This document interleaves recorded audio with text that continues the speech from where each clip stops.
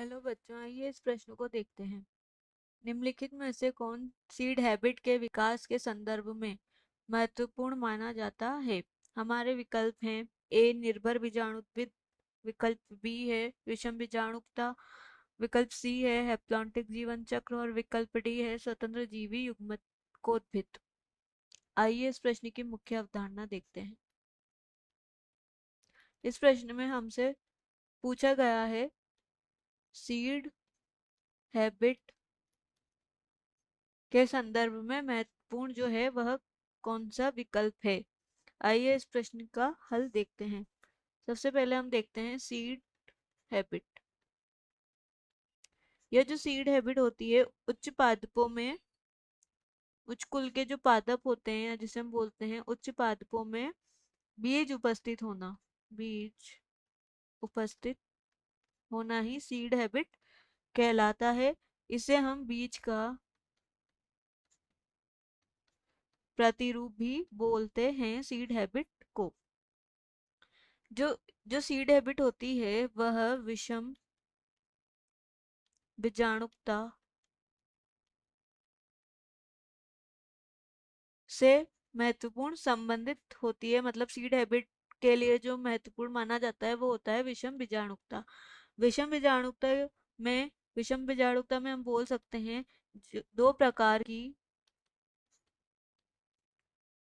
संतति, या हम बोल सकते हैं दो प्रकार के इसमें युग्मक उत्पन्न होते हैं।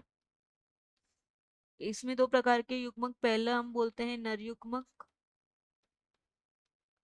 दूसरा होता है मादा युग्मक। नर युग्मक का जो आकार व प्रतिरूप होता है या प्रवृत्ति वह लघु प्रकार की होती है, यानी कि नर युग्मक छोटे होते हैं। और मादा युग्मक के जो आकार व प्रतिरूप या प्रवृत्ति है वह गुरु प्रकार की होती है, यानी कि इनके आकार बड़ा होता है।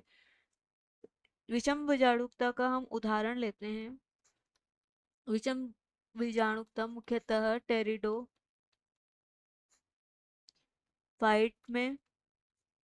टेरिडोफाइट के यह सिलेजिनेला, साल्विनिया,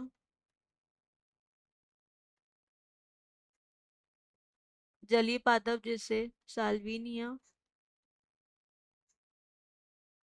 एजोला में पाई जाती है हमारी जो है विषम बीजाणुकता। और ये जो हमारा निर्मल बीजाणुत्भिद दिया हुआ है, ये निर्भर बीजाणुत्भिद ब्रायोफाइटा के पादपों में पाया जाता है। हैप्लॉन्टिक जीवन चक्र होता है, यह इसकी जो मुख्य प्रावस्था होती है वह मुख्य प्रावस्था इसकी हैप्लॉन्टिक यानी कि अगुणित प्रकार की होती है। और यह जो होते हैं गैमेटोफाइट्स होते हैं। और विकल्प डी जो हमारा दिया है स्वतंत्र जीवी युग्मोद्भिद, यह जो स्वतंत्र जीवी युग्मोद्भिद जो पाए जाते हैं वह टेरिडोफाइट के पादपों में पाए जाते हैं। अतः हमारा इस प्रश्न का सही विकल्प है कि जो सीड हैबिट के विकास में महत्वपूर्ण है वह होती है हमारी विषम बीजाणुकता, यानी कि हम बोल सकते हैं हमारा विकल्प भी यहाँ सही विकल्प है। आशा है कि आप इसे अच्छी तरह समझ गए होंगे। धन्यवाद।